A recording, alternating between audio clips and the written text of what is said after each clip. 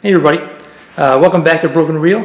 I know it's been quite a while since I put out a video and I apologize for that. I know when we left off, I was doing the steampunk series where I was making some steampunk stuff and I was going to make some steampunk guns. I didn't have a chance to finish up that series and I felt kind of bad about it. And I still don't have time actually to do a build today, but I thought I would talk about some of the props that you guys see behind me. One of the very first kind of steampunk style ray guns I made was this one here, and I think at Comic-Con several years ago, and I saw the Weta booth, and they were set up, and they had their Dr. Gordbort's ray guns and stuff set up, and I just thought they were beautiful. I mean, excellent design by Greg Broadmoor, and at the time I would have loved to have purchased some, but I was pretty broke. Or at least I didn't have the money to spend frivolously on things like that. So it really inspired me to go home and see what I could make just using some of the junk and stuff like that I had lying around. I kind of took that challenge on and decided to make my own set of ray guns, and that actually kind of led into a whole other project that I wound up doing or working on, that I'm actually still working on today. And it's kind of been a long process, but this was one of the first ray guns that I made. The body of it is an electrical connector box, just a 2-port, and I left the top open and popped in a PVC pipe with a cap and some fake rivets, held it all together with plumber's putty, and the handle was to a cheap dollar store car chamois or something like that that I just cut off and cut out the bottom of the box and inserted it in there, shot some screws in it, and because the electrical box is really hollow, I actually put like a toy gun trigger mount inside there with the springs and stuff like that, so it actually kind of, you could depress the trigger and it kind of works. And then just a piece of I think it was maybe aluminum strap that I used for the trigger guard and screwed it in. And then the barrel consists of a piece of conduit with some washers, a conduit connector, and then the end here, this is just off of a flashlight, broken flashlight. And this part here is the stem off of, or a cartridge off of a metering like shower handle, and I had a bunch of I was replacing them all the time at my old job, and I thought they kind of looked cool and be a good part to something else, and so that was just the end of it.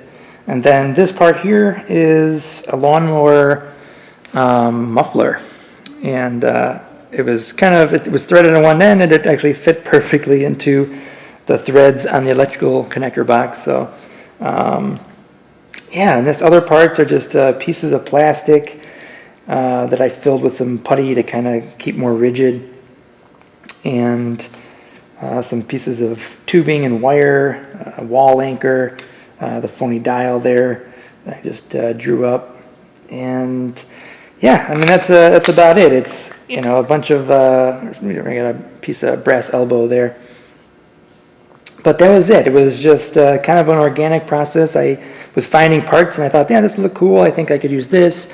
And I just kind of cobbled it together. And yeah, you just repurpose them and, give them another paint job, and it becomes a pretty cool looking ray gun, The second one that I did was I did a little bit more kind of freestyling, I guess, on this one. The handle I made, I cut out of a piece of wood, and then I sculpted the design sort of on the handle, the grip, with some plumber's putty.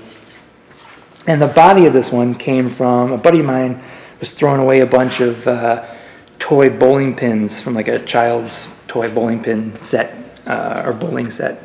And so I thought the look was perfect for kind of the design I wanted to go for, a very retro looking ray gun.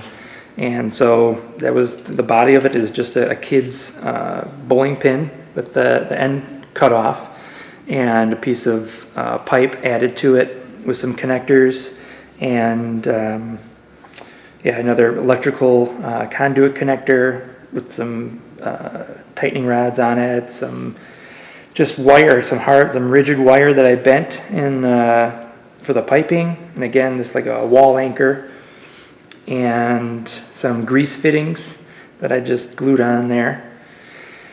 And yeah, the top piece is actually another electrical connector box. And this time I just kind of glued some pieces onto it. The back is, again, some washers, just done different sizes or whatever, so it kind of gives that reduction. And the trigger actually is like a keychain that kind of depressed or whatever. It had a little spring in it. So then I sculpted the trigger itself and inserted it into the wooden handle that I made, and so it kind of presses. And then this was a piece of, I think, copper pipe that I just cut in half and opened up, and then that became the trigger guard. And then the vial back here, I had a bunch of these vials from, I think, American Science and Surplus, or most hobby shops, like practically any hobby shop you go to will have a series of like little glass bottles and stuff like that you can buy, and that's all that is. And I added some plumber's putty and a little fitting at the end, and some copper wire just to kind of give it that look, and fill it up with some Gatorade. You could, just use water and some food coloring and create any other color and stuff that you wanted. But when I was shooting, I wound up shooting a little bit of a short film with these, and I didn't have the gun totally completed yet, and I was kind of building it on set. And so then I just went down to, they had like a little cafe, and I grabbed a bottle of Gatorade, and they had, blue was what they had, so that's the color. And I thought it looked kind of cool. It was kind of a neat look. The little dial here is kind of crappy. I would actually probably replace that if I were to do anything with these again. But again, it was a fun exercise in building something completely from scratch and still kind of honing to a specific design so that it looks kind of like a cool, very vintage style, steampunk-like looking ray gun. So, I mean, this is the kind of thing that I would hope inspires you to just go out and start building stuff. You don't need, you don't need professional materials specifically, like just finding objects that you think look cool or interesting that you can repurpose and turn them into something else. Doing that is always a lot of fun. It's different than having a specific design and building that specific design. If you have the ability to do that and the materials to do that, that's a very important skill to have, because if you're working in the industry, then you're going to be working with directors and producers and stuff like that, and they're going to have a very specific idea of how they want the design to look, and then you have to match that exactly. But a lot of times then, if you're just creating like background props and stuff like that, but they still have to look interesting and cool, and you have to build them quick and cheap, a good skill to have is kind of taking bits and pieces of other leftover parts and putting something together and making something completely new. And it kind of hones your skills, it kind of keeps you sharp. When you're working with when you have access to a lot of those different materials, or if you're like pulling stuff off the shelf, you're like, actually that looks cool, I could use that for this, or that plumbing part looks kind of neat if I totally repurpose it and just use that part for this and the other part for this. And because sometimes the elements become very recognizable unless you hide it within another object and repaint it and add other things. It kind of becomes very obvious that like this is an electrical box, or that this is a piece of conduit connector and stuff.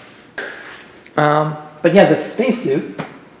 Once I built the ray guns and I kind of put the time, and I was happy with the way they turned out, I thought it'd be fun to make a little short film.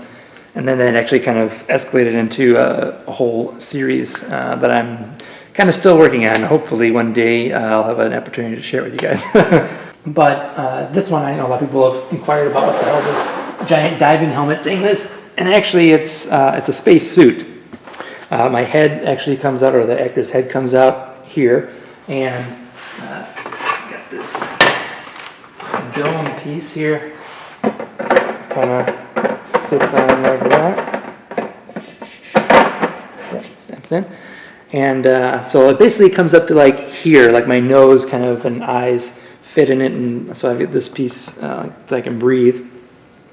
And this is just a door stopper with a piece of plumber's putty on the tip there. But the overall design kind of started from this. I found this dome. It was an irrigation dome at a thrift store, and it's part of a planter. And that's the irrigation dome. And it was like $2 or something like that. And I was like, oh, I got to build a spacesuit around this dome. So initially, what I did, this was actually, I just got another planter and cut it so that it would fit like this. And then I was going to add stuff to it. I would have to have some kind of way to reduce it so that the dome would fit on top of this. And I was in the process of making this be the top part of the suit, and I realized I needed to get something that would connect the dome to it. So I was going to go to a party store and get just a cheap punch bowl and cut out the top, and then use that so I could stick my head through and put the dome on. And when I walked in, it was like early September, and they already had their Halloween stuff out. And I saw this big cauldron that they were selling for like $12. It was super cheap. And so that's all this is. It's a cauldron that I turned upside down. I cut a hole out of the top for my head. I still bought the punch bowl and put that as the top part and cut out these pieces for my arms. And yeah, I cut out the centerpiece and added like the tap light or whatever, so it has that kind of you know, Jules Verne sort of style. It does look like a diving helmet, but that was the idea, is that it looked kind of like big and cumbersome and iron. And then like the breathing apparatus in the back is a couple of shampoo bottles with some brass piping and a little handle and a gauge that I had lying around. And yeah, once you throw some phony rivets on it and give it a paint job, it becomes kind of a cool spacesuit. Let's see if I can still put it on.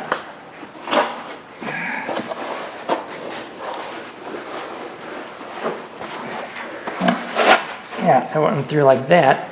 And then I had like a jumpsuit that I wore underneath it, and there's like this piece actually here was the torso, and that kind of fits underneath this, and then I was able to kind of rotate like this and crunch like that. Overall, it's a very cumbersome, very awkward costume to wear, but it looked kind of cool on film. If you go to my Facebook page, actually, you can see that I've got some pictures of when we were shooting the initial kind of test footage with it. And yeah, then this, actually the piece that was going to be on the top turned out to be like the cod piece that the whole piece rests on. And then I made some cheap boots and stuff. And yeah, so then that kind of became my steampunk Victorian style spacesuit. Yeah, hopefully I'll finish the project one day and I can share it with you guys. Yeah, so then I made a few more ray guns that kind of looked more, so then that kind of prompted me to further the design and make some more diesel punk sort of style, or I'm a big fan of the early Flash Gordon and Buck Rogers movie serials, and so that kind of, it sort of transitioned the project into that kind of style. So using the kids' bowling pins or whatever, I made another really cheap. I just turned the bowling pin the other way and cut off the back and just added again some washers, and there's some, what I used to separate them was just a piece of aluminum tubing that I just cut into pieces and shot a screw through it to kind of hold everything tight. And then again, it's just some plumber's putty on the end there, piece of plastic with some holes drilled on the top for the fin, and I think this is like a plastic hanger that you adhere to the back of a door or something. It was at a dollar store. And then a child's think it was like a squirt gun handle or something that I sanded down and repurposed with I added some plumber's putty and stuff like that to it to give it another shape, the overall shape, to make it look a little bit more like a 1950s kind of ray gun. Here's another one. This one, while I was filming, I decided I wanted to have kind of a 50s sort of style, or 40s, 50s kind of style ray gun. Really, it's modeled after sort of the Flash Gordon serials. There's like a pretty iconic shot of Flash Gordon and Dale Arden like this, like in camera, and he's got this ridiculous looking ray gun. And it was very much kind of modeled after that style. I also wanted to model it sort of in the vein of like a Thompson submachine gun. Sort of like this kind of element here kind of came through with the handle and everything. But yeah, I threw it together in about an hour and a half using some bits and pieces that I had. This is like a thrift store. I think it's some kind of like hand espresso machine or something like that. I don't know. Yeah, what does that say there? Shake well before using. Okay, I don't know. But yeah, so that's what the body of it was. And then the back is a hair dryer. It was all chromed pieces. I used chrome pieces because I wanted to have that finish. And instead of chroming it myself, I just used bits and pieces of stuff that I had that already had a chrome kind of finish to it. This is just an old shower rod, I think. And this is a shower head. And the body of it was just cheap wood that I cut the handle and stuff into. And then the top is, yeah, just a piece of plastic, again, that I just cut and shaped real quick. But yeah, overall it gives kind of a neat, very iconic sort of retro sci-fi look. And it kind of has a neat sort of feel, too. On screen, it looked really neat. The one problem was I shot a lot of green screen stuff, and when you have stuff that's very reflective, it's really hard to key. So I would recommend possibly dirtying it up a bit if you're going to shoot stuff doing green screen. Let's see what else. I've got a few other ones. Maybe I'll save those for another time. This episode's already gotten probably a little bit longer than you have any patience for. So, oh, actually, you know what? One more thing I actually am going to talk about this helmet. I've gotten a lot of people talk about. They're like, dude, what is that Rocketeer style helmet that you have there? And again, it's all for the same project, and it was really, I know it has kind of that Rocketeer look, but the Rocketeer helmet and that whole design was very closely modeled after a lot of other kind of movie serial type characters, like Buck Rogers and Flash Gordon and Spy Smasher and stuff like that. And really, this design that I used was modeled after a Buck Rogers comic book, and it had this very specific type of look. I gave it the paint job that kind of lends itself a little bit more to that Rocketeer kind of style. But yeah, it's a very Art Deco kind of piece. And again, it was super cheap. I wanted to make the helmet. I had the idea for the design in my head, and so I went to a costume shop, and they had a Centurion helmet, like a Roman Centurion helmet. And I was like, that's pretty close. I think that's close enough, or as close as I'm going to get to the helmet I want. And it's really cheap. You know, I was trying to build it with very little to no money. So I think that the Centurion helmet was maybe like $12, and it was really made out of kind of like a cheap plastic. But when I heated it, I could actually kind of reform it a little bit. So I wound up cutting off the back of the helmet that kind of swooped out. I didn't like that design, and I didn't want it to look too much like a Centurion helmet, and I took the crest off the top with the plume and everything, and then replaced it with, again, just a piece of plastic that I cut, and then to give it some texture or layers, I just added another piece here that was made out of craft foam. And then the earpieces are just craft foam. cut into circles and then reshaped, kind of give it that rounded kind of feel. And the back is craft foam. I have it kind of just several pieces that I glued, and that sort of reduces the helmet, kind of brings it back in and makes it a little bit more form-fitting. And then again, yeah, using some craft or some, this is a foam mat actually that I built the jaw piece out of.